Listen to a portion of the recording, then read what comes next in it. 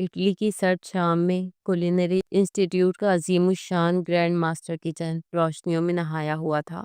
اونچی چھتوں سے لٹکتے اسٹیل کے بڑے بڑے برتن، چمکتی چاقوؤں کی قطاریں اور محرابی کھڑکیوں سے اندر آتی مدھم روشنی، ہر چیز پکار پکار کر بتا رہی تھی کہ یہ جگہ دنیا کے بہترین شیفز کو تیار کرتی ہے۔ آج کچن میں خاص گہما گہمی تھی۔ سینئر شیفز طالب علموں کا فائنل ٹیسٹ لے رہے تھے، اور ہر اسٹیشن پہ تیز چاقوں کی ٹک ٹک، جلتے برنرز کا شور اور خوشبوؤں کا طوفان پھیلا ہوا تھا۔ اسی کچن کے کنارے میں ہاشم ربانی کھڑا تھا، ایک پاکستانی لڑکا جس نے اس اکیڈمی میں داخلہ لینے کے لیے مہینوں تک دن رات مزدوری کر کے ایک ایک یورو جوڑا تھا۔ اس کے ہاتھ مضبوط تھے، نظریں مرکوز تھیں، اور دل میں ایک ہی خواب تھا، دنیا کا بہترین شیف بننا۔ اس کے گھر والوں اور خاندان والوں نے اسے بالکل سپورٹ نہیں کیا تھا۔ جب بھی کوئی سنتا کہ وہ شیف بننا چاہتا ہے تو اس کا مذاق بنا دیتا۔ لڑکا ہو کر کھانا بنائے گا، شرم نہیں آتی، زنانیوں والے کام کرے گا۔ یہ وہ جملے تھے جو اس نے اپنے ہی گھر میں اپنے ہی باپ اور دادی سے سنے تھے۔ واحد اس کی چھوٹی بہن تھی جو اس کا سہارا تھی، جس نے اس خواب کو دیکھنے اور پورا کرنے میں اس کی پوری مدد کی تھی، اور وہ دنیا کا بہترین شیف بن کر اپنی بہن کو خوش کرنا چاہتا تھا، جس نے اپنی پاکٹ منی کا ایک ایک روپیہ سیو کر کے یہاں پہنچنے تک اس کی مدد کی تھی، اور اب وہ اپنی منزل کے آخری پڑاؤ پر پہنچ چکا تھا۔ بس چند ہی دنوں کا سفر باقی تھا، اور اس کے بعد اسے ماسٹر شیف کا ٹائٹل مل جاتا، اور پھر وہ دنیا کے کسی بھی بڑے 5 اسٹار ہوٹل میں آسانی سے نوکری کر سکتا تھا۔ ماسٹر شیف بننا اس کی زندگی کا خواب تھا۔ وہ اپنی نئی ڈشز انوینٹ کرنا چاہتا تھا، وہ اپنے کھانوں سے دنیا کو اپنی پہچان کروانا چاہتا تھا، اور آج یہ خواب اس کی آنکھوں کے سامنے جگمگاتی ہوئی حقیقت کی طرح موجود تھا۔ اس کے ہاتھ تیزی سے چل رہے تھے، اور کاؤنٹر سے خوشبو کے بھپکے اٹھ رہے تھے۔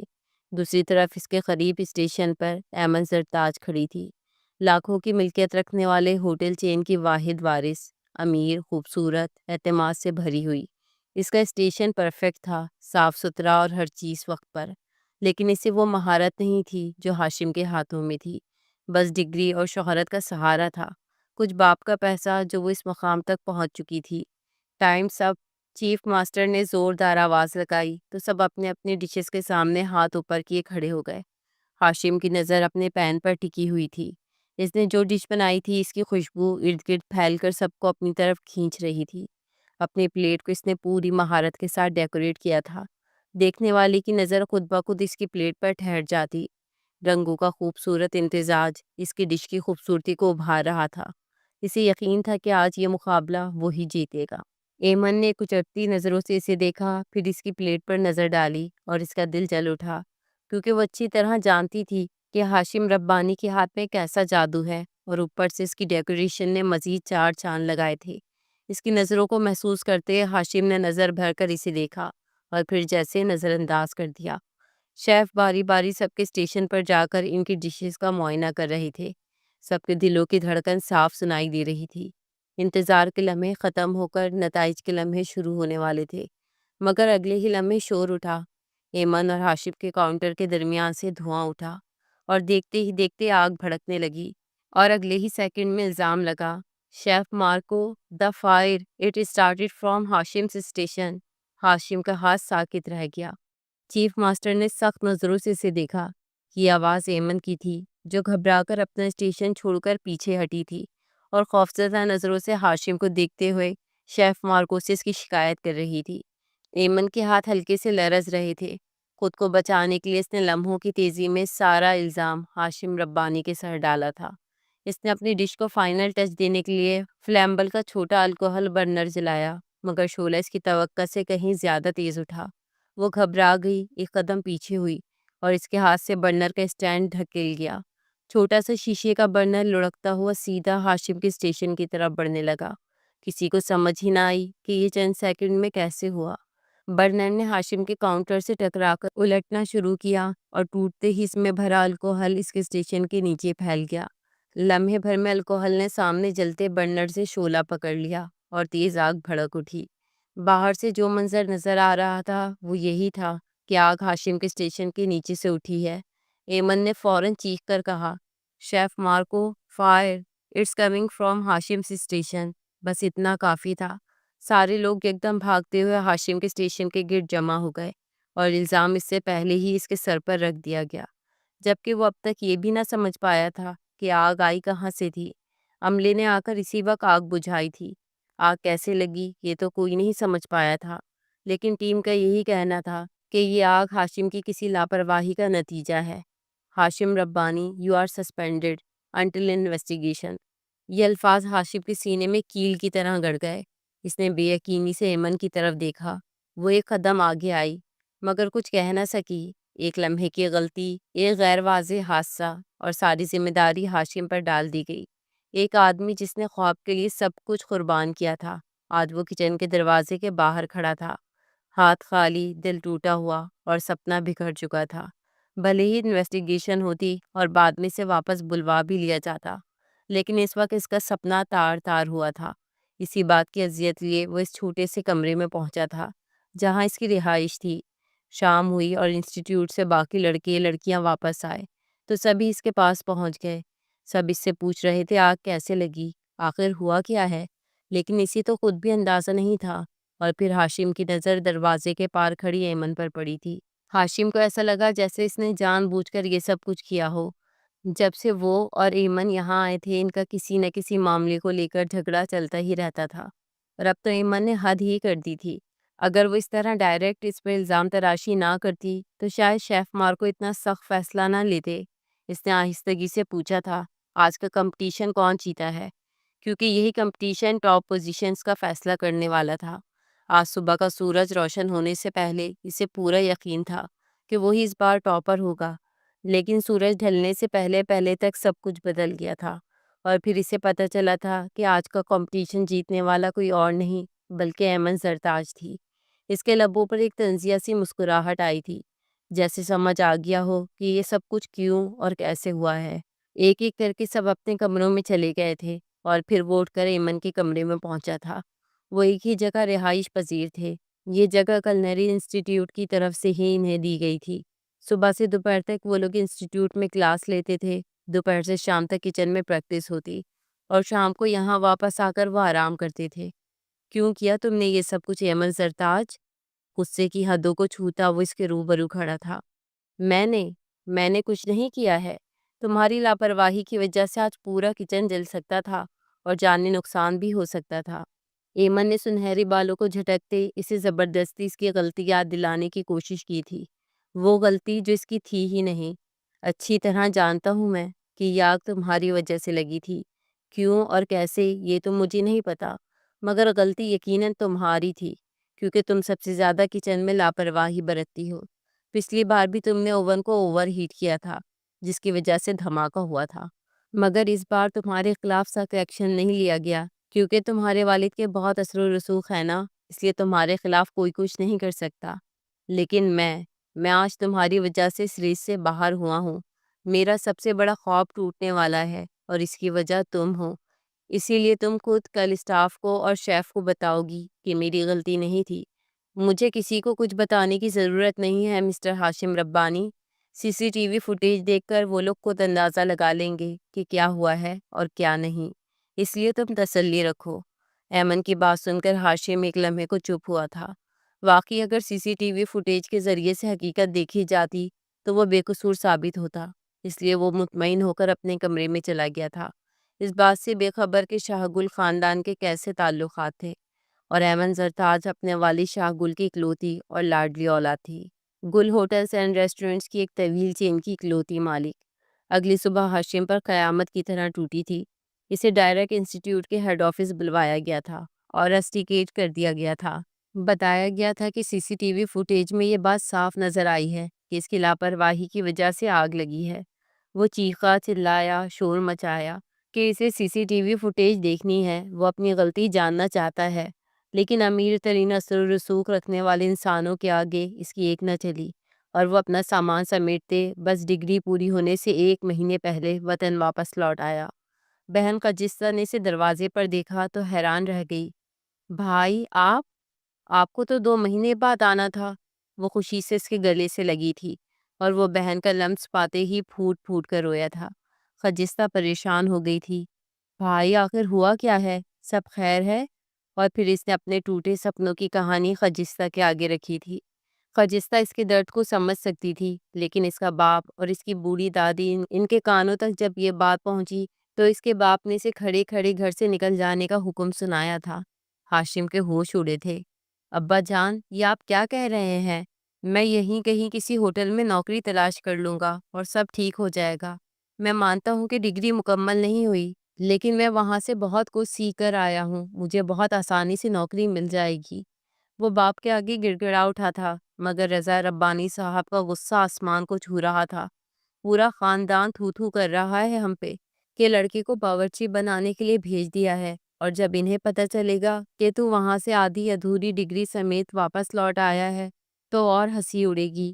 تیری بہن کا بہت اچھی جگہ سے رشتہ آیا ہے، ہم انہیں یہ نہیں بتانا چاہتے کہ ہمارے جیسے پڑھے لکھے خاندان کا بیٹا ایک باورچی ہے۔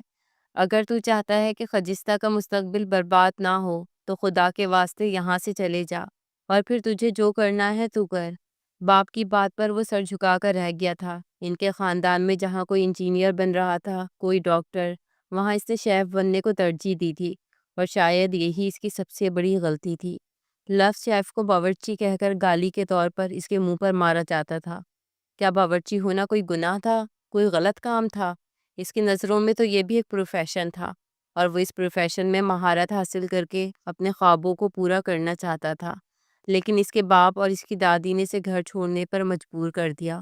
اگر ماں زندہ ہوتی تو آج اسے یوں دربدر نہ کیا جاتا، لیکن اس کے باپ کو بڑے بیٹے پر بہت گھمنڈ تھا، کیونکہ ان کا بڑا بیٹا آج بینک مینیجر بن چکا تھا، جبکہ رضا صاحب کی نظر میں وہ باورچی بننے کی تگ و دو میں خود کو برباد کر رہا تھا۔ اس نے اپنا مختصر سا سامان سمیٹا اور خجستہ کے سر پر ہاتھ رکھتے گھر چھوڑنے لگا۔ بھائی پلیز ایسے مت جائیں، ابھی تو آپ کے ہاتھ کچھ بھی نہیں ہے، آپ کہاں رہیں گے، کیا کریں گے؟ چھوٹی لاڈلی بہن اس کی فکر میں گھلی تھی، لیکن مزید اب اس دہلیز پہ رکنا اس کے لیے ناممکن ہو چکا تھا۔ میں کہیں بھی رہ لوں گا، تم پریشان نہ ہو، تم سے رابطے میں رہوں گا۔ میں بہت کچھ سیکھ کر آیا ہوں، مجھے بہت اچھے ہوٹلز میں نوکری ملے گی۔ تم دیکھنا ایک دن تمہارے بھائی کا نام ہوگا، اور ابا جان کو اس بات کا یقین آ جائے گا کہ شیف ہونے میں کوئی برائی نہیں۔ بہن کو سمجھا بجھا کر وہ اپنی دہلیز چھوڑ کر نکل گیا تھا۔ بس چلتا تو وہ ایمن کی جان لے لیتا، جس ایمن کی وجہ سے آج نہ صرف اس کے سپنے ادھورے رہے تھے، بلکہ اپنے باپ کے آگے بھی اس کا سر جھک گیا تھا۔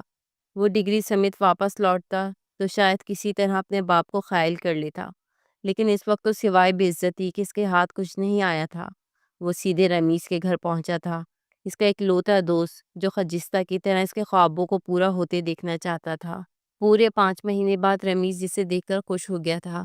بھائی تو واپس لوٹ آیا، اب تو تیرے ہاتھ میں اور بھی ذائقہ آ گیا ہوگا۔ وہ جو ہمیشہ سے دوستوں کو پکا کر کھلانے کا عادی تھا، اس کے دوست اس کے ہاتھ کے ذائقے کے معترف تھے۔ یہ کوکنگ کا شوق اسے خجستہ کی وجہ سے ہی تو لگا تھا۔ ماں کا انتقال اس وقت ہوا جب وہ محض 10 سال کا تھا اور خجستہ 5 سال کی۔ بڑے بھائی کو پڑھائی کا بہت شوق تھا، اس لیے وہ سارا وقت اپنے اسکول ٹیوشنز میں مصروف رہتا، جبکہ پڑھائی کا چور ہاشم باورچی خانے کا رخ کرتا اور کبھی بہن کے لیے کھانا بناتا، کبھی اسنیکس، کبھی ناشتہ۔ خجستہ کی زندگی میں ماں کی کمی کو اس نے ہی پورا کیا تھا، لیکن جیسے جیسے وہ بڑا ہوا اس کے گھر والوں کے لیے اس کا کھانا بنانا گالی بنتا گیا۔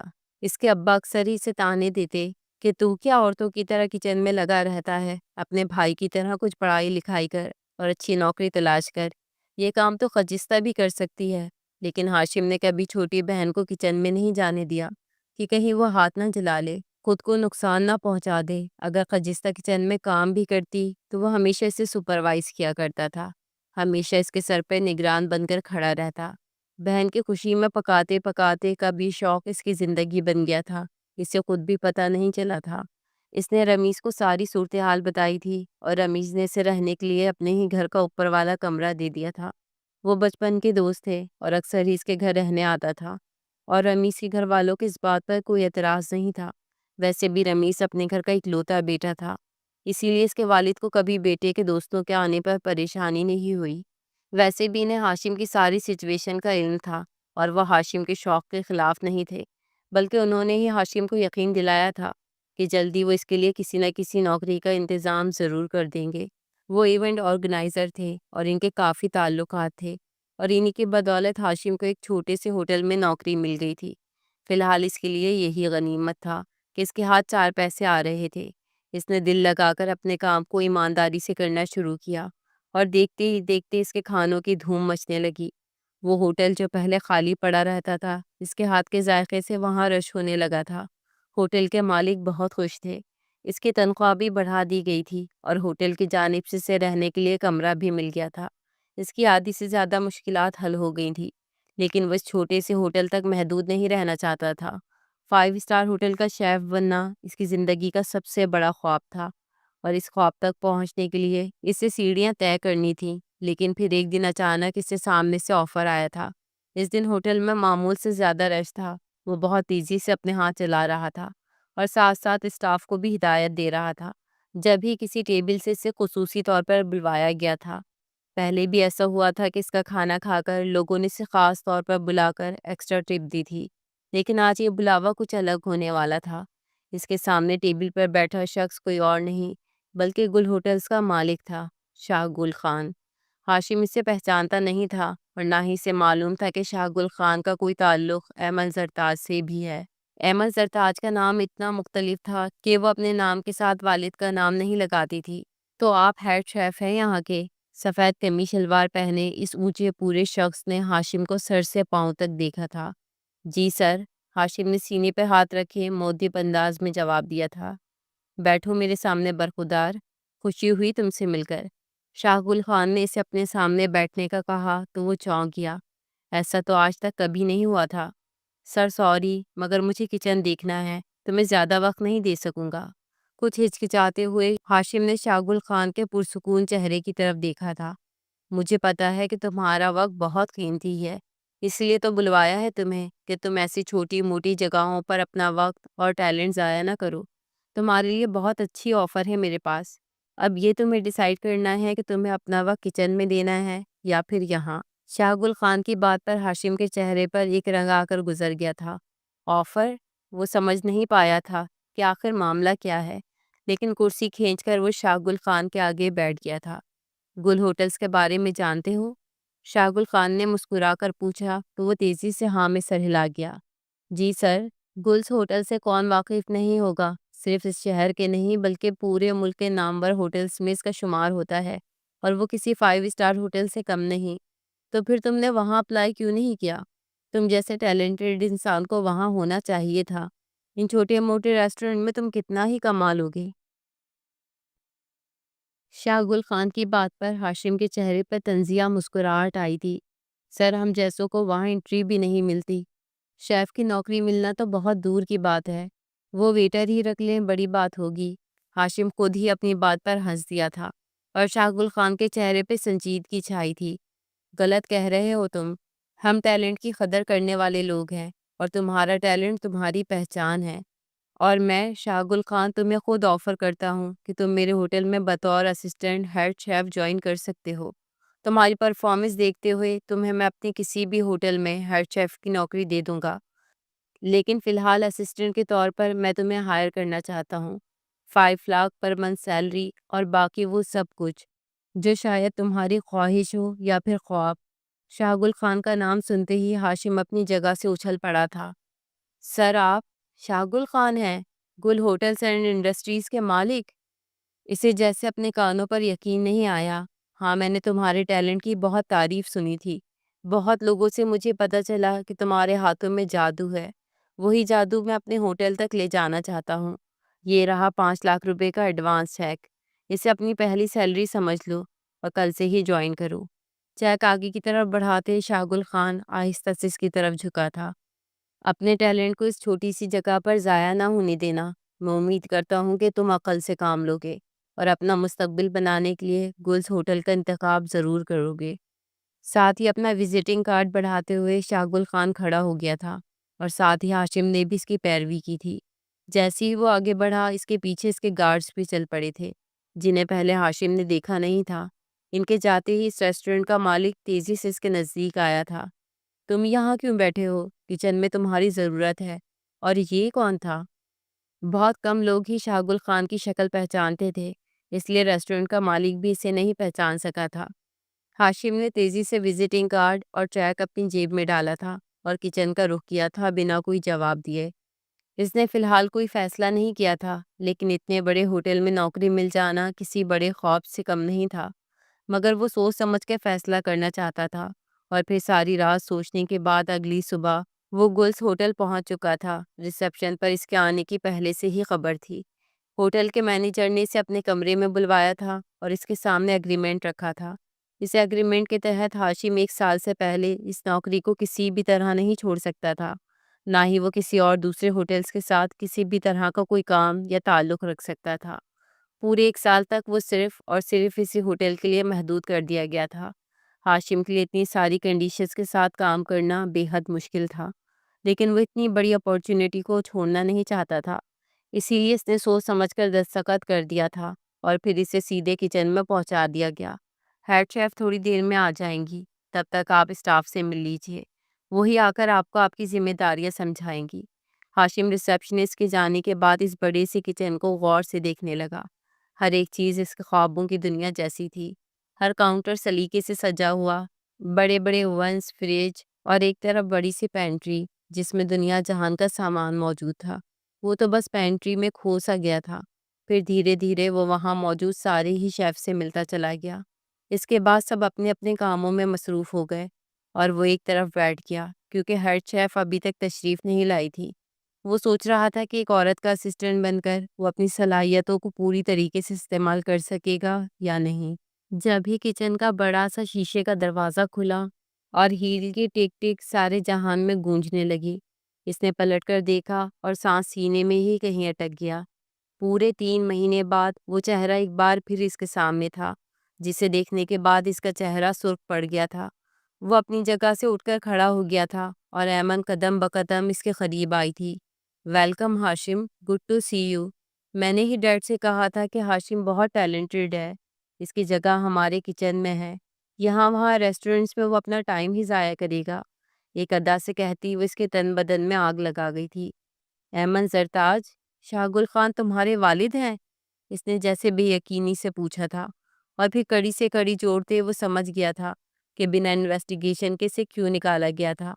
ایمن نے مسکرا کر سر ہلایا تھا اور اپنا پرس نزاکت سے ایک طرف ڈالتی وہ شیف ڈریس اٹھائے چینجنگ روم کی طرف بڑھ گئی تھی۔ ساتھ ہی اس نے ہاشم کے لیے بھی ڈریس منگوایا تھا اور ہاشم اسے جاتا ہوا دیکھتا رہ گیا تھا۔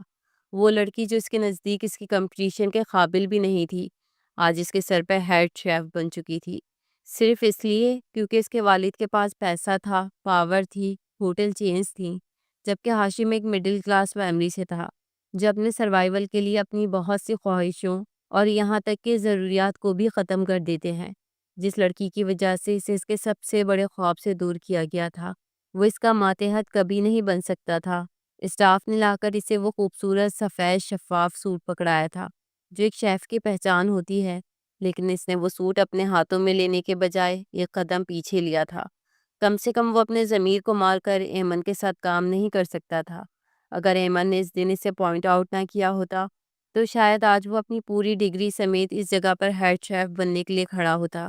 کہیں نہ کہیں اسے یقین تھا کہ ایمن ہی اس کی بربادی کی وجہ بنی ہے، اور اسے یہاں بلانے کے پیچھے بھی ایمن کا مقصد اس کی صلاحیتوں کا استعمال کرنا تھا، اور وہ بھی اپنے انڈر میں رکھتے ہوئے۔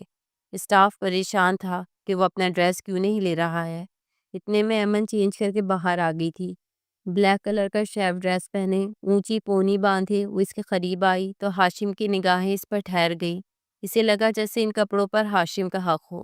اس کا بس چلتا تو وہ ایمن کے وجود سے اس شیف کوٹ کو اتار پھینکتا۔ کیا بات ہے مسٹر ہاشم، آپ نے ابھی تک چینج نہیں کیا؟ ہماری ڈائننگ اوپن ہونے والی ہے اور لنچ ٹائم قریب ہے، ہمیں تیزی سے ہاتھ چلانا ہوں گے۔ ایمن نے سینے پر ہاتھ لپیٹتے مسکرا کر اس کے چہرے کے بدلتے رنگوں کو دیکھا تھا۔ آپ کا ہوٹل، آپ کا یہ بڑا سا کچن، آپ کو مبارک ہو، میرا اس جگہ سے کوئی تعلق نہیں۔ وہ واپس جانے کے لیے پلٹا تو ایمن نے اسے پکار لیا۔ ٹھیک ہے، تو پھر پینلٹی کے 25 لاکھ روپے جمع کرواتے جائیے گا۔ ایمن کی بات پر وہ شاک ہو کر پلٹا تھا۔ 25 لاکھ؟ ذہن میں جھماکے ہوئے تھے۔ تھوڑی دیر پہلے اس نے جس کانٹریکٹ پر سائن کیا تھا، اس کی ایک شق یہ بھی تھی کہ اگر وہ اپنی مرضی سے کانٹریکٹ توڑنا چاہتا ہے تو اسے 25 لاکھ روپے بطور ہرجانہ ادا کرنے ہوں گے۔ ہاشم کو لگا جیسے اس عالیشان ہوٹل کی چھت اس کے سر پر آ گری ہو۔ وہ ایک ایسے جال میں پھنسا تھا کہ جہاں سے باہر نکلنا ممکن نہیں تھا۔ اس کی صلاحیتوں کو پوری طرح استعمال کر کے ایمن اپنے ہوٹل اور اپنے نام کو آگے بڑھانے جا رہی تھی، اور وہ پس منظر میں کہیں گم ہونے والا تھا۔ صرف 5 لاکھ روپے تنخواہ کے عوض وہ اپنی ساری صلاحیتوں کو بیچ چکا تھا، اور وہ بھی پورے 1 سال کے لیے۔ میں کوئی ہرجانہ ادا کرنے والا نہیں ہوں۔ آپ لوگوں نے دھوکہ کیا ہے میرے ساتھ۔ اگر مجھے پتا ہوتا کہ ہیڈ شیف آپ ہیں تو میں یہاں قدم بھی نہیں رکھتا۔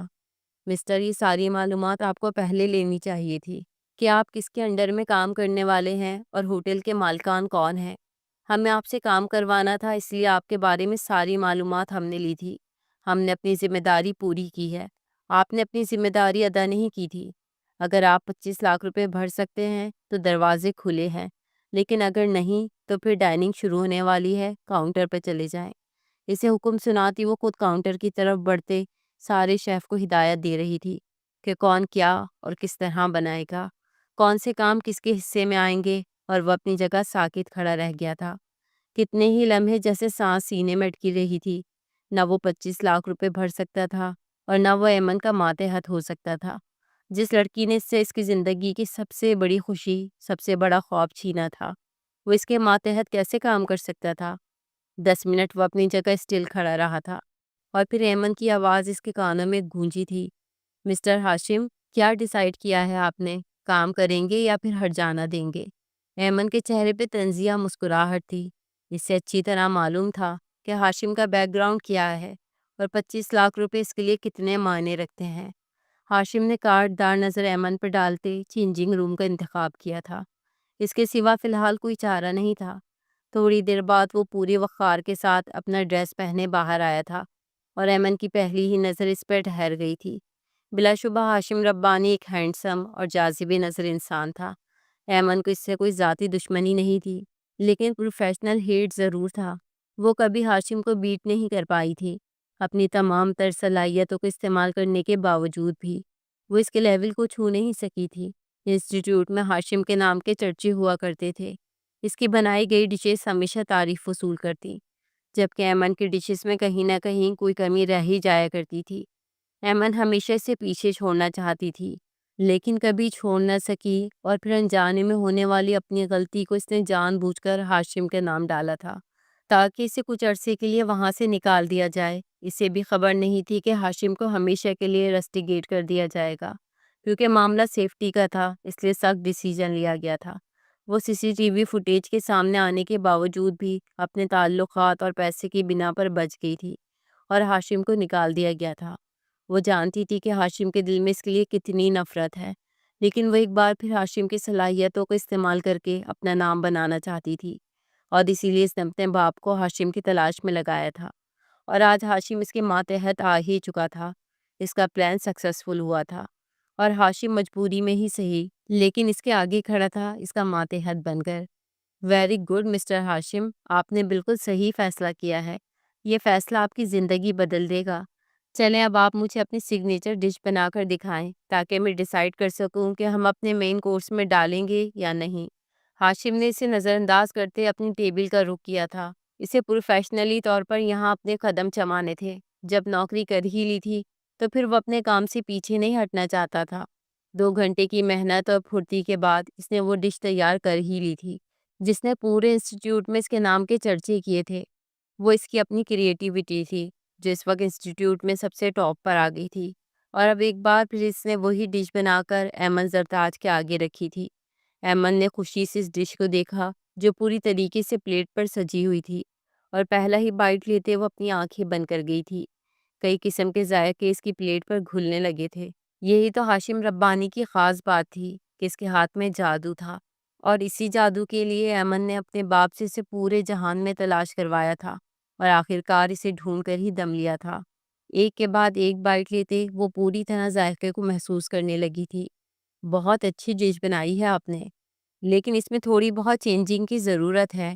ایمن نے جان بوجھ کر پوری طرح کھل کر تعریف نہیں کی تھی، اور پھر اسے اپنے سامنے رکھتے بہت چھوٹی چھوٹی معمولی سی تبدیلی کی تھی، صرف اس لیے تاکہ وہ اس ڈش کو اپنا نام دے سکے، اور اگلے ہی دن وہ ڈش مینیو کارڈ میں شامل ہو گئی تھی۔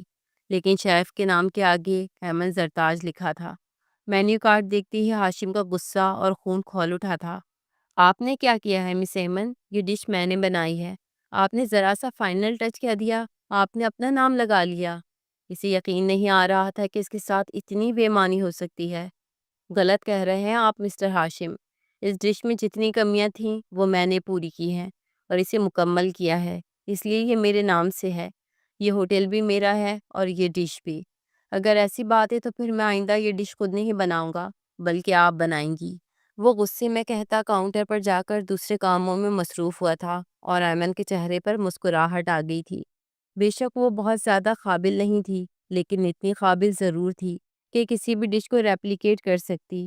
اس ڈش کا ایک ایک ذائقہ ایمن نے اچھی طریقے سے محسوس کیا تھا، اس لیے تھوڑی ہی دیر بعد کاؤنٹر پہ کھڑی وہ ماہرانہ انداز میں اپنے ہاتھ چلاتی اسی ڈش کو دوبارہ پلیٹ پر سجا چکی تھی، جسے دیکھ کر ہاشم کا دل پوری طرح جل اٹھا تھا۔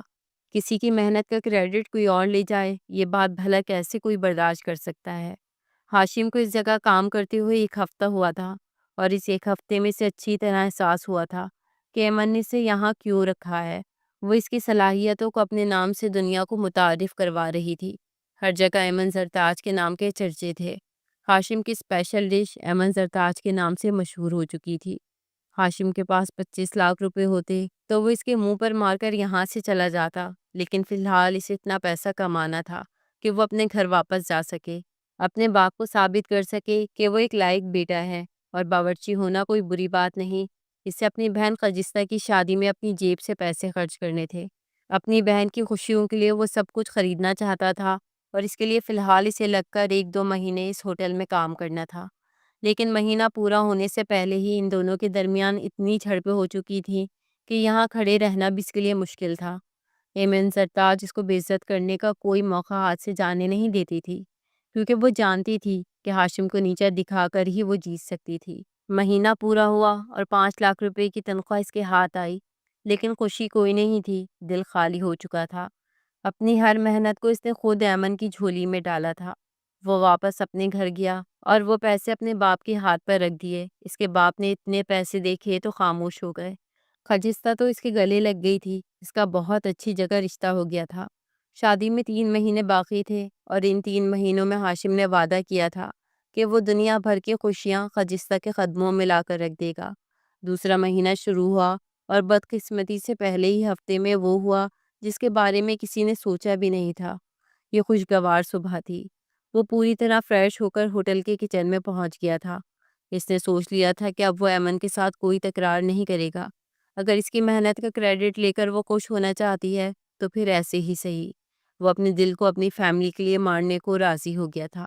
پوری لگن کے ساتھ مصروف وہ کھانا ریڈی کر رہا تھا کہ جبھی دوسرے کاؤنٹر پہ کھڑی ایمن نے دوبارہ وہی غلطی دہرائی تھی۔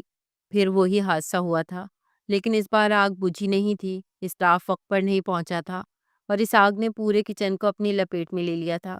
کچن میں اس وقت ان دونوں کے علاوہ 2 اور لوگ بھی تھے جو آگ لگتے ہی سیکورٹی کو بلانے کے لیے بھاگے تھے، اور ان کے جانے کے بعد وہ دونوں رہ گئے تھے جنہوں نے آگ بجھانے کی بھرپور کوشش کی تھی۔ لیکن کچن میں ایسی بہت سی چیزیں تھیں جنہوں نے آگ کو بھڑکانے میں اتنی مدد دی کہ دیکھتے ہی دیکھتے چاروں طرف شعلے پھیلنے لگے، اور تھوڑی دیر گزرتے ہی ان دونوں کا احساس ہوا کہ وقت پر کچن سے نہ نکل کر دونوں نے ہی اپنی جان کو خطرے میں ڈالا تھا۔ ایمن کی خوف سے بہت بری حالت تھی، وہ باہر نکلنا چاہتی تھی، لیکن شیشے کے دروازے سے پہلے ہی آگ کی لپٹیں پوری طرح پھیل گئی تھی۔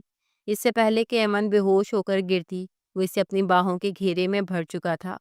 کچن میں لگنے والی آگ نے لمحوں میں پورے فلور کو اپنی لپیٹ میں لے لیا تھا۔ دھواں اتنا گہرا تھا کہ سامنے کھڑا انسان بھی دکھائی نہیں دے رہا تھا۔ وہ دونوں بھاگتے بھاگتے کچن کے اوپر میں موجود پینٹری میں پھنس گئے تھے۔ دروازہ باہر سے کسی دھماکے کے ساتھ بند ہو گیا تھا اور اندر دھواں ہر سانس کی رفتار کو کم کرتا جا رہا تھا۔ ہاشم کسی ہچکچاہٹ کے بغیر اپنے کپڑوں کے ٹکڑے پھاڑ پھاڑ کر دروازے کے شگافوں میں ٹھوس رہا تھا تاکہ دھواں اندر نہ آئے۔ دوسرے ہاتھ سے وہ ایمن کے بے ہوش وجود کو اپنی باہوں میں مضبوطی سے تھامے ہوئے تھا۔ اس کا وجود ہلکا مگر بے جان سا تھا اور ہاشم نے اسے اپنے سینے سے مزید قریب کر لیا۔ ایمن کی سرگوشی اس کے کانوں میں سنائی دے رہی تھی۔ پلیز بچا لو مجھے، میں مرنا نہیں چاہتی۔ مجھے اپنے ڈیڈ کو ثابت کرنا ہے کہ میں ماسٹر شیف ہوں۔ مجھے دنیا کو ثابت کرنا ہے کہ میں شاہ گل خان کی بیٹی ہونے کے ساتھ ساتھ ایمن زرتاج بھی ہوں۔ نیم بے ہوشی میں وہ نہ جانے کیا کیا بڑبڑا رہی تھی اور ہاشم کی پریشانی میں اضافہ ہونے لگا تھا، کیونکہ وقت ریت کی مانند مٹھی سے پھسل رہا تھا۔ میں ہوں نا، میں تمہیں کچھ نہیں ہونے دوں گا، وہ اس کے کان کے قریب جھک کر سرگوشی کرتا ہوا بولا تھا۔ وہ لمحہ عجیب تھا، وہ یہ بھی بھول چکا تھا کہ یہی لڑکی اس کی دشمن تھی، وہی جس کی وجہ سے اس کا خواب ٹوٹا تھا۔ لیکن اس وقت اس کی سانسیں، اس کی زندگی، اس کی حفاظت، یہی سب کچھ اہم تھا۔ دھواں تیزی سے کمرے میں داخل ہو رہا تھا۔ ایمن، ایمن آنکھیں کھولو، مجھے درزوں میں کپڑا پھنسانا ہوگا، ورنہ دھواں بہت تیزی سے اس کمرے میں پھیلے گا، اور اگر آگ اس کمرے کے اندر آئی تو یہاں تیل کے بڑے بڑے کنستر ہیں، ہمارے لیے خود کو بچانا ناممکن ہو جائے گا۔ وہ جیسے ایمن سے منت کر رہا تھا، لیکن ایمن پوری طرح ہوش کھو بیٹھی تھی، اور نہ چاہتے ہوئے بھی اس نے ایمن کی شرٹ اتار کر ہر درز میں پھنسانی شروع کر دی تھی۔ اس وقت بس اسے دھوئیں کو روکنا تھا، کیونکہ اب بے ہوشی میں ایمن بری طرح کھانس رہی تھی۔ اس کی کھانسی رکنے کا نام نہیں لے رہی تھی، شاید سانس لینا دوبھر ہو رہا تھا۔ آنکھیں تو ہاشم کی بھی جل رہی تھیں، لیکن وہ مرد تھا، ایسی حالت میں خود پر قابو پانا اس کے لیے ضروری تھا۔ اگر وہ اپنے حواس چھوڑتا تو اسے اور ایمن دونوں کو نقصان پہنچتا۔ ایک کے بعد ایک ایمن کے سارے کپڑوں کو اس نے درزوں میں پھنساتے ہوئے دھوئیں کو اندر آنے سے روک دیا تھا۔ جو پہلے کا دھواں بھرا ہوا تھا وہ اوپر والے وینٹیلیشن کے ذریعے باہر نکل رہا تھا۔ وہ وینٹیلیشن بہت اونچائی پر تھا، وہاں سے ہاشم اور ایمن کا باہر نکلنا ممکن نہیں تھا، لیکن دھوئیں نے اپنا راستہ بنا لیا تھا۔ وہ بے اختیار ایمن کے قریب آیا تھا، جو برہنہ حالت میں اس کے آگے پڑی ہوئی تھی۔ ایمن کو سینے سے لگاتے وہ اپنی سانسوں کے ذریعے اسے سانس دینے کی کوشش کر رہا تھا۔ اس ہی لمحے ایک زوردار دھماکے کے ساتھ دروازہ باہر سے کھلا، اور جو منظر سامنے تھا وہ ان دونوں کی زندگی ہمیشہ کے لیے بدل دینے والا تھا۔ شاہ گل خان اور ان کے پیچھے کچھ آگ بجھانے والے فائر فائٹرز کے ساتھ ساتھ ایک دو میڈیا کے نمائندے بھی تھے، جن کے فلیش پوری طرح چمکے تھے، اور ہاشم ربانی نے ایمن سرتاج کو اپنی باہوں میں چھپا لیا تھا۔ شاہ گل خان بھاگتے ہوئے آگے آئے تھے، اپنا کوٹ اتارتے بیٹی کے وجود پر ڈالا تھا، اور ہاشم ربانی کے منہ پر مکے برسانے شروع کر دیے تھے۔ میڈیا کے نمائندوں کو ہوٹل اسٹاف نے قابو کیا تھا اور انہیں کھینچتے ہوئے باہر لے گئے تھے، لیکن شاہ گل خان کا غصہ بے قابو ہو چکا تھا۔ انہوں نے ہاشم کو بے دریغ مارا تھا، اس کے منہ کو خون خون کیا تھا۔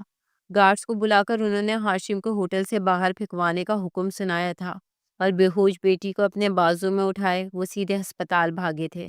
گارڈز نے ایک چادر ہاشم کے حوالے کی تھی اور اسے دوبارہ یہاں نظر نہ آنے کا حکم دیا تھا۔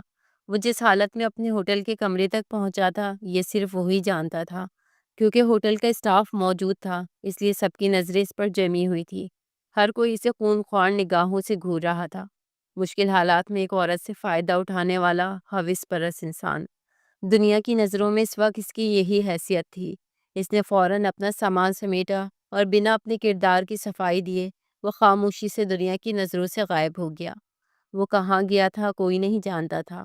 میڈیا پر ایک چینل پر یہ خبر بریک ہو ہی گئی تھی، ساتھ ہی وہ بلر امیجز بھی جو میڈیا کے نمائندوں نے لیے تھے۔ اپنے تمام تر پیسے کے باوجود بھی شاہ گل خان میڈیا کو روک نہیں سکے تھے، اور دیکھتے ہی دیکھتے ایمن سرتاج اور ہاشم ربانی کے نام کے چرچے چاروں طرف سنائی دینے لگے تھے۔ ہاشم تو دنیا کی نظروں سے غائب ہو چکا تھا، لیکن ایمن وہ ہسپتال میں بے ہوشی کی حالت میں پڑی تھی۔ شاہ گل خان ایک طرف میڈیا پر چلنے والی خبروں کے بعد بدنامی کا بوجھ اٹھا رہے تھے، تو دوسری طرف اکلوتی بیٹی بستر پہ زندگی اور موت کے درمیان تھی۔ 2 دن تک اسے صحیح طریقے سے ہوش نہیں آیا تھا، اور یہ 2 دن ان پر قیامت کی طرح گزرے تھے۔ اور جب 2 دن بعد اسے ہوش آیا تو اس نے سب سے پہلے ہاشم کو ہی پکارا تھا۔ ہاشم کا نام سنتے ہی شاہ گل خان کا غصہ آسمان کو چھونے لگا تھا۔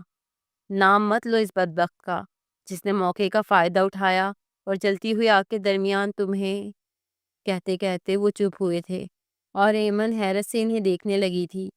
کیا کیا ہے ڈیڈ ہاشم نے؟ وہ تو مجھے بچانے کی کوشش کر رہا تھا، وہ اپنے ذہن پہ زور ڈال رہی تھی۔ کچھ مبہم سے لمحے اس کے ذہن میں گردش کر رہے تھے، لیکن تصویر واضح نہیں تھی۔ بس بیٹا وہ اس قابل نہیں تھا کہ دوبارہ اس کا ذکر کیا جا سکے۔ اس نے تمہارا فائدہ اٹھانے کی کوشش کی، اگر میں صحیح وقت پر نہ پہنچتا تو نہ جانے کیا ہوتا۔ یہ وہی لڑکا ہے نا جس نے پہلے بھی کولنری انسٹی ٹیوٹ میں آگ لگائی تھی، اب اس نے ہمارے ہوٹل کو راغ کرنے کی کوشش کی ہے۔ میں اسے ایسی سزا دلواؤں گا کہ یہ یاد رکھے گا۔ فی الحال تو میں نے اسے ہوٹل سے نکال دیا ہے، ایک بار تم ٹھیک ہو جاؤ تو میں اس لڑکے کو بھی دیکھوں گا اور اس میڈیا کے نمائندے کو بھی جس نے ہماری عزت کا جنازہ نکالنے کی کوشش کی ہے۔ شاگل خان نے بیٹی کے سر پر ہاتھ پھیرتے اسے جیسے دلاسا دیا تھا، لیکن وہ تو کہیں اور ہی گم تھی۔ ایک ایک کر کے لمحے اس کی آنکھوں کے آگے واضح ہو رہے تھے۔ ڈیڈ، آپ کو کوئی غلط فہمی ہوئی ہے۔ ہاشم برا لڑکا نہیں ہے، نہ اس نے پہلے آگ لگائی تھی اور نہ اتنا کچھ ہونے کے باوجود بھی وہ تو مجھے ہی بچانے کی کوشش کر رہا تھا۔ میں جانتی ہوں کہ آپ نے مجھے کس حالت میں دیکھا ہوگا، لیکن اس کے لیے بھی اس نے مجھ سے اجازت مانگی تھی ڈیڈ۔ وہ میری سیفٹی کے لیے کر رہا تھا یہ سب۔ آپ کو تو پتہ ہے مجھے مائنر استھما ہے، اس لیے دھوئیں کی وجہ سے میری طبیعت بہت بگڑ رہی تھی۔ ایسے میں اگر وہ یہ سب نہ کرتا تو شاید میں مر جاتی۔ پہلی بار ایمن زرتاج نے سچ کا ساتھ دیا تھا۔ ہاشم کے لیے اس کے دل میں کہیں نہ کہیں وہ جذبات پیدا ہوئے تھے جو اسے سچ بولنے پر مجبور کر گئے تھے۔ شاگل خان لمحے بھر کو چپ ہوئے تھے۔ کیا کہہ رہی ہو یہ تم؟ وہ تمہارے ساتھ کیا کرنے والا تھا تمہیں اندازہ بھی ہے؟ نہیں ڈیڈ، وہ کچھ نہیں کرنے والا تھا۔ اس کے ساتھ جو کچھ کیا میں نے کیا، اور سب کچھ غلط کیا۔ وہ سگنیچر ڈش جو آج میرے نام سے مشہور ہے وہ اس کی ڈش ہے۔ اسے انسٹیٹیوٹ سے میری وجہ سے نکالا گیا تھا۔ وہ آگ میری وجہ سے لگی تھی، اور اب بھی غلطی میری تھی۔ میں ثابت کرنا چاہتی تھی کہ میں ماسٹر شیف ہوں۔ میں آپ کی نظروں میں اپنا قد اونچا دیکھنا چاہتی تھی ڈیڈ۔ پلیز اس کے ساتھ کوئی زیادتی نہ کریں۔ اس کے ساتھ پہلے ہی بہت زیادہ زیادتی ہو چکی ہے۔ اس کے گھر والے تک اسے ڈسون کر چکے ہیں۔ اب میری وجہ سے مزید اس کے ساتھ کچھ اور غلط نہیں ہونا چاہیے۔ اس کی بہن کی شادی ہے ڈیڈ، اور اسے پیسے کی ضرورت ہے۔ ایمن کی آنکھوں میں نمی اترنے لگی تھی۔ ہاشم کے پاس پورا موقع تھا کہ وہ اس سے بدلہ لے سکتا تھا، لیکن ہاشم نے اسے بچانے کی ہر ممکن کوشش کی تھی۔ میڈیا پر کسی نہ کسی طرح شاگل خان نے قابو پا لیا تھا، لیکن تب تک یہ خبر ہاشم ربانی کے گھر پہنچ چکی تھی۔ وہ جو ہوٹل سے نکل کر پہلے ہی اپنے گھر گیا تھا، اسے اس کے گھر والوں نے دھکے دے کر نکالا تھا۔ خجستہ کا رشتہ ختم ہونے کی نہج پر پہنچ چکا تھا، اور اسی لیے اس کے گھر والے اس سے منہ پھیر چکے تھے، اور اس کے بعد وہ کہیں غائب ہو گیا۔ ایمن ہسپتال سے ڈسچارج ہوئی تو اس نے اپنے ڈیڈ کے ساتھ مل کر ہر جگہ اسے ڈھونڈ ڈالا، لیکن وہ کہیں نہ ملا۔ نہ جانے سے زمین کھا گئی تھی یا آسمان۔ اس دن کے بعد سے ایمن دوبارہ کچن کاؤنٹر کے آگے کھڑے ہونے کی ہمت ہی نہ کر سکی۔ اپنا ماسٹر شیف بننے کا خواب اس نے درمیان سے چھوڑ دیا تھا، اور بس گھر کی چار دیواری میں قید ہو کر رہ گئی تھی۔ ہر وقت وہ بس یہی دعا کرنے لگی کہ کہیں ہاشم مل جائے اور وہ معافی مانگ لے اپنے ہر رویے کی، ہر غلطی کی، اور اسے اس کی عزت، اس کا مان لوٹا دے۔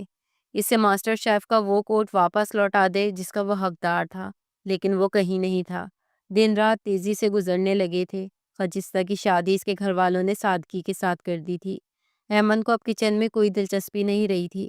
وہ بس بے مقصد یہاں وہاں گھومتی پھرتی، دوستوں کی پارٹیز اٹینڈ کرتی، یا پھر اپنے کمرے میں بند ہو جاتی۔ شاگل خان نے بہت کوشش کی کہ وہ دوبارہ ان کے ہوٹل آنا شروع کر دے۔ اپنی بیٹی کو وہ شیف اسی لیے بنانا چاہتے تھے تاکہ وہ ہوٹل سنبھال سکے، اسے کچن کی ہر بات کا علم ہو۔ بزنس ایڈمنسٹریشن کی ڈگری وہ لے چکی تھی، اور اس کے بعد ہی وہ کچن انسٹیٹیوٹ گئی تھی، لیکن اس نے ہوٹل آنا ہی چھوڑ دیا تھا۔ شادی کے لیے بھی شاگل خان نے بہت زور دیا تھا۔ وہ اپنے بزنس پارٹنر کے بیٹے سے اس کا رشتہ کرنا چاہتے تھے، لیکن ان سب چیزوں میں ایمن کو کوئی دلچسپی نہیں تھی۔ اسے بس ہاشم کی یاد ستاتی تھی، اس کی سادگی، اس کا وجیح چہرہ اور مجبور آنکھیں۔ وہ آنکھیں جو ہمیشہ ایمن کو کہتی تھیں کہ میرے حصے کا کریڈٹ نہ لو، میری محنت کو اپنے نام نہ کرو، لیکن اس نے لفظوں میں یہ کہنا ہی چھوڑ دیا تھا۔ ایک بار کے بعد اس نے دوبارہ ایمن سے کبھی کریڈٹ کی بات نہیں کی تھی۔ اس کے جانے کے بعد ایمن نے اپنے باپ سے کہہ کر خود ڈش کے آگے اس کا نام مینشن کروایا تھا۔ جہاں جہاں وہ اسے کریڈٹ دے سکتی تھی، اس نے اس کا حق اسے واپس لوٹا دیا تھا، لیکن یہ بات اسے کیسے بتاتی؟ وہ خود نہ جانے کہاں گم ہو گیا تھا۔ ایمن، میں چاہتا ہوں کہ اب تم شادی کر لو۔ منیب سے بہتر تمہارے لیے اور کوئی انسان نہیں ہو سکتا۔ شاگل خان بیٹی کی حالت دیکھ دیکھ کر گھلنے لگے تھے، اور وہ نظریں چرا گئی تھی۔ انکار کی کوئی وجہ باقی نہیں تھی، اور باپ کی بیماری نے بھی اسے پریشان کر دیا تھا۔ ٹھیک ہے ڈیڈ، وہ جیسے حالات سے ہار مان گئی تھی۔ ہاشم کا کوئی بھی اتا پتہ نہیں تھا۔ 2 سال ہونے کو آئے تھے۔ اس کی اور منیب کی بہت دھوم دھام کے ساتھ منگنی کر دی گئی تھی۔ شادی کا وقت جلدی طے کیا گیا تھا اور اس کے دوستوں نے شور ڈالا تھا کہ شادی سے پہلے ہم ناردرن ایریاز چلیں گے اور وہاں گھوم پھر کر واپس آئیں گے۔ اس کے بعد پتہ نہیں پھر جانے کا موقع ملے یا نہیں۔ ایمن کا کسی چیز کا دل نہیں تھا، لیکن دوستوں کے آگے وہ مجبور ہو گئی اور سارا گروپ سوات کے لیے نکل پڑا۔ سوات کے بعد انہیں ناران، کاغان، شگران، تقریباً تمام ناردرن ایریاز میں ہی جانا تھا۔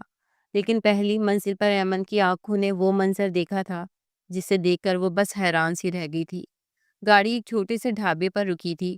انہوں نے چائے کے ساتھ پراٹھے اور سالن وغیرہ آرڈر کیا تھا۔ تھوڑی دیر بعد ایک بیٹے نے ان کے آگے لا کر کھانا رکھ دیا تھا۔ اس نے پراٹھوں کے ساتھ سالن کا پہلا لقمہ لیا ہی تھا کہ پلیٹ پر ایک ذائقہ سا گھلا تھا۔ یہ ذائقہ وہ پہچانتی تھی۔ اس نے اپنا سر جھٹک دیا تھا۔ اس کے بعد دوسرا اور پھر تیسرا سالن چکھتے ہی وہ جیسے حیران رہ گئی تھی۔ دل کہہ رہا تھا کہ یہ وہی ذائقہ ہے جسے وہ 2 سالوں سے تلاش کر رہی تھی۔ یہاں پر شیف کون ہے؟ اس نے بیٹے سے پوچھا تھا۔ جی، ہوٹل کا مالک خود ہی بناتا ہے کھانا، ہم تو بس یہاں کام کرتے، کھانا نہیں بناتے۔ وہ ایک کم عمر لڑکا تھا جس نے اپنی زبان میں جیسے تیسے ایمن کو اپنی بات سمجھا دی تھی۔ اور ہوٹل کا مالک کون ہے؟ ایمن کو بہت زیادہ دلچسپی ہوئی تھی۔ ایمن، کیا ہو گیا ہے؟ یہاں آ کر بھی تمہارا کاروباری کیڑا جاگ گیا ہے کیا؟ تمہیں کیا کرنا ہے؟ کون ہے شیف کون نہیں؟ چلو نا، ہمیں گھومنے کے لیے نکلنا ہے، دیر ہو رہی ہے، جلدی چائے پیو۔ اس کی دوستوں نے شور مچایا تھا، لیکن اس ذائقے نے اسے جیسے باندھ دیا تھا۔ میں تمہارے شیف سے ملنا چاہتی ہوں، مطلب تمہارے مالک سے۔ اس کے کہنے پر بیر اندر کی طرف دوڑا تھا اور پھر تھوڑی دیر بعد بلو جینز، وائٹ ٹی شرٹ پر بلیک ایپرن پہنے وہ باہر آیا تھا، جسے دیکھتے ہی ایمن کی سانس رکی تھی۔ پورے 2 سال بعد وہ اس کے سامنے تھا، ایک چھوٹے سے چائے کے ڈھابے کے مالک کے روپ میں۔ وہی وجاہت، وہی خوبصورتی، لیکن اس بار آنکھوں میں مجبوری نہیں بلکہ ایک اداسی تھی۔ جی میم، آپ نے بھلوایا؟ اس نے بے انتہا ادب کے ساتھ ایمن کا چہرہ دیکھا تھا۔ لمحے بھر میں اس کی آنکھوں میں شناسائی کی رمق ابھری تھی، لیکن اس نے فوراً ہی اپنے آپ پہ قابو پاتے ادب سے نظریں چرا لی تھی۔ کہاں چلے گئے تھے ہاشم؟ کہاں کہاں نہیں ڈھونڈا تمہیں؟ ڈیڈ کو غلط فہمی ہوئی تھی، تم کم سے کم میرے ہوش میں آنے تک تو رک جاتے۔ وہ بے اختیار ہی بھول پڑی تھی۔ اس کی دوستیں حیرت سے دیکھ رہی تھی۔ ہاشم کو اس کے نام اور اس کے گم ہو جانے کی وجہ سے تو وہ سب پہچانتی تھیں، لیکن یہ ہینڈسم سے لڑکا ہاشم تھا، یہ کسی کو خبر نہیں تھی۔ وہ ایک قدم پیچھے ہٹا تھا۔ میم، آرڈر میں کوئی شکایت ہے آپ کو؟ اس نے ایک دم پروفیشنلی اسٹائل میں پوچھا تھا، اور ایمن دم بکوت رہ گئی تھی۔ وہ کتنے عرصے سے اس لمحے کی منتظر تھی۔ کیا کیا نہ سوچ رکھا تھا کہ جب وہ سامنے آئے گا تو اس کے سینے سے لگ جائے گی، معافی مانگے گی، اس سے پوچھے گی کہ اس نے ایسا کیوں کیا۔ لیکن ہاشم نے اس سے جس طرح کا رویہ اختیار کیا تھا، اس کی آنکھیں پانی سے بھر گئی تھیں۔ ہاشم، ریئلی سوری، میں نے آج تک جو کچھ بھی کیا اس کے لیے میں شرمندہ ہوں۔ میں جانتی ہوں تمہارے ساتھ بہت غلط ہوا ہے، لیکن اس میں میرا کوئی قصور نہیں۔ اس بار میں واقعی بے قصور تھی۔ وہ جیسے اپنی بے گناہی کا یقین دلا رہی تھی۔ میم، میں ماضی کی ساری باتوں کو بھول چکا ہوں اور اب میں اپنی زندگی سے خوش اور مطمئن ہوں۔ مجھے نہ ہی کسی 5 اسٹار ہوٹل میں نوکری کی تلاش ہے اور نہ ہی کسی کی معافی کی ضرورت۔ میری اکلوتی بہن اب شادی ہو کر اپنے گھر کی ہو چکی ہے۔ میرے گھر والے میری شکل نہیں دیکھنا چاہتے اور میں نے اس چھوٹے سے گاؤں میں اپنی زندگی آباد کر لی ہے۔ یہ ہوٹل میرا ہے، یہاں میری مرضی چلتی ہے، یہاں میرا بنایا ہوا کھانا میرے ہی نام سے سرو ہوتا ہے، یہاں کوئی میرا کریڈٹ نہیں لے سکتا۔ میں نے اپنی محنت سے اس جگہ کو کھڑا کیا ہے اور مجھے یقین ہے کہ جلدی یہاں میرا اپنا ہوٹل ہوگا۔ اس سے زیادہ نہ میری خواہش ہے نہ ضرورت۔ اپنی بات مکمل کرتے وہ واپس اپنے چھوٹے سے کچن کی طرف چلا گیا تھا اور ایمن اسے جاتے ہوئے دیکھتی رہ گئی تھی۔ کچھ دیر اپنی جگہ ساکت رہنے کے بعد وہ اس کے پیچھے دوڑی تھی۔ وہ کچن میں کوکنگ کر رہا تھا جب ایمن نے جا کر اس کی پشت کو اپنے بازو میں بھر لیا تھا۔ وہ اسے پوری طرح اپنے اندر سما چکی تھی۔ مجھے معاف کر دو ہاشم، تمہارے جانے کے بعد ہر ایک لمحہ میں نے تمہیں پکارا ہے، تمہیں یاد کیا ہے۔ تمہارے بغیر میں جی نہیں سکتی۔ مجھے تم سے محبت ہے۔ جو کچھ بھی ہوا، جیسے بھی ہوا، سارا قصور شاید میرا ہی ہے۔ پہلے بھی میں نے کچن میں بہتیاتی کی تھی اور بعد میں بھی۔ پہلی بار الزام تم پر آیا اور دوسری بار تو تم ہی قصوروار ٹھہرائے گئے۔ میں ہر بار کے لیے شرمندہ ہوں، بس مجھے معاف کر دو۔ محبت سے کھلے لہجے میں کہتی وہ ہاشم کو حیران کر گئی تھی۔ ہاشم نے گہرا سانس لیا تھا۔ اس لمحے جب وہ نیم بے ہوش حالت میں اس کے سینے میں سمائی تھی، ہاشم کو اس سے محبت ہو گئی تھی۔ وہ اس کے رحم و کرم پر تھی، لیکن ہاشم نے اس کا فائدہ اٹھانے کے بارے میں سوچا بھی نہیں تھا۔ پھر بھی اس پہ الزام لگاتا، آہستہ سے اسے کمر سے جدا کرتے، اپنے سینے سے لگاتے، وہ اپنی محبت کا اظہار کر گیا تھا۔ دونوں کے درمیان سے غلط فہمیوں کی دیوار ہٹ چکی تھی۔ واپسی کے سفر میں وہ اس کے ساتھ تھا اور وہ اسے اپنے گھر لے گئی تھی۔ شاہ گل خان ہاشم کو دیکھ کر حیران ہوئے تھے۔ پھر انہوں نے خود ہاشم سے معافی مانگی تھی۔ بیٹی کی محبت کو جان کر منیب کے ساتھ اس کی منگنی کو ختم کر دیا تھا اور ہاشم کے ساتھ شادی کا اعلان ہو گیا تھا۔ ہاشم کے پاس اپنا ایک چھوٹا سا ڈھابا تھا اور وہ اسی پہ کام کرنا چاہتا تھا۔ اسے گلز ہوٹل سے کوئی واسطہ نہیں رکھنا تھا۔ اس بات پر ایمن کو بھی کوئی اعتراض نہیں تھا۔ ایمن بھی چاہتی تھی کہ وہ اپنا نام خود بنائے اپنی محنت سے۔ وہ ایک بار پھر اپنے گھر گیا تھا اور اس بار اس کے باپ نے اسے بنا کچھ کہے سینے سے لگا لیا تھا۔ کبھی کبھی ماں باپ اولاد کی بھلائی کے لیے ہی ان کے ساتھ سختی کر جاتے ہیں۔ اس کا مطلب یہ نہیں ہوتا کہ وہ اپنی اولاد سے نفرت کرتے ہیں۔ ہاشم کے والد نے بھی اس کی ہر غلطی کو معاف کرتے خود اس سے معافی مانگ لی تھی۔ رشتے ایک بار پھر ایک ہی ڈور میں بن گئے تھے۔ سب گھر والوں کی موجودگی میں ان دونوں کی شادی ہوئی تھی۔ شادی کے دن ایمن کے چہرے کی خوشی ہی الگ تھی۔ اسے وہ مل گیا تھا جسے پانے کے لیے 2 سال اس نے دن رات دعائیں مانگی تھی۔ شادی کے بعد ہاشم اسے اپنے ساتھ سوات لے گیا تھا۔ وہ کافی عرصے سے اس چھوٹے سے گاؤں میں مقیم تھا۔ وہاں اس کا ایک چھوٹا سا گھر اور ڈھابا تھا اور اس نے اپنی نئی شروعات وہاں سے کی تھی۔ جلد ہی اسے اس چھوٹے سے ڈھابے کو ہوٹل میں تبدیل کرنا تھا اور اس کے لیے وہ دونوں دن رات محنت کرنے کو تیار تھے۔ زندگی کا خوبصورت سفر شروع ہو چکا تھا، جس میں بہت سارے اتار چڑھاؤ آنے تھے، لیکن ان کی محبت کے رنگ پکے تھے۔